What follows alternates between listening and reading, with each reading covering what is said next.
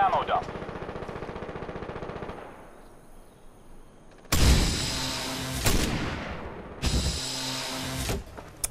Well, today we're at the Ubisoft Massive offices here when we've been playing Far Cry 3 multiplayer, and we thought we'd sit down in the very cozy gun corner of the office. What we've been playing here today is two game modes, Domination and Firestorm. But I would also like to talk a little bit about the feel of Far Cry 3, because we make it sound almost like a tactical gameplay, but it's very frenetic, very hectic, very fast-paced. Yeah, it kind of reminded me of the Call of Duty, Modern Warfare, stuff like that, because it's really, really fast-paced. It's a small map. The Domination map was pretty small, and yeah, it's very high-paced. And the guns are, you don't have a lot of ammo, so you run out pretty quick, and you need to use another gun, and it's very hectic, to say, definitely.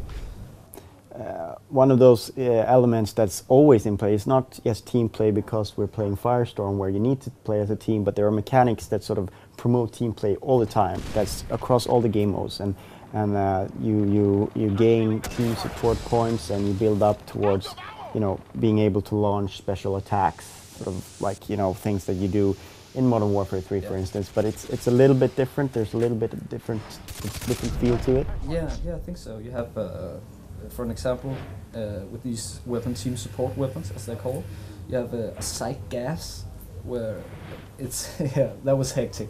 Yeah, a gas drops down, and at that moment, if you're in the gas, then you have no clue who is on your side or the enemy's side. So it's they just turn into black men with white eyes, and then everything is just it's crazy. You can't really tell any difference. Yeah, and if you know that where your teammates are at that point, you can sort of figure it out. You can figure it out, but if you don't, if there's a firefight and this gas gets dropped, then it's total mayhem for a while. Yeah. And the first time it happened to me, I just dove into the water and swam away. Because it affects you for a certain amount of time. So if you can get away and hide. That's one way to deal with it. Another way to deal with it, of course, is just to go nuts. I just went nuts. Shot two of which I found out were enemies, so that was good. Turned around, shot another one. That was a friend. So. Yeah. And the funny thing that we learned is, and that wasn't implemented now, but when you drop the gas, you actually get points for kills. For team kills that happened when in that sort of thing there, which is a really nice touch, and then you can get a lot of points if you do that at the right time. Exactly. So again, it's a tactical element in the game. I think it's always a good sign when you want to play more, and I think we all want to play more right now, and that's a good sign when you're like 6 months away from release of a game, and we go here, we play an hour of each mode, perhaps something like that, half an hour, and we still want to get back to the playroom and get some more games under our belts.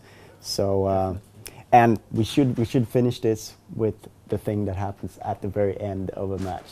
Yeah, when you win a match, the team that wins, the best player on this team gets to punish punish. Pardon or punish. Yeah, you could leave him, so just cut his chains and let him go. But you could also choose to slam him in the face, the best player from the other team. So it's kind of humiliating. And when you've played a few games, it's usually that best player in the other team that you really want to punish at the end of it. So it's sort of when you finally win a match after losing a couple of matches and you've been killed a lot, but that guy.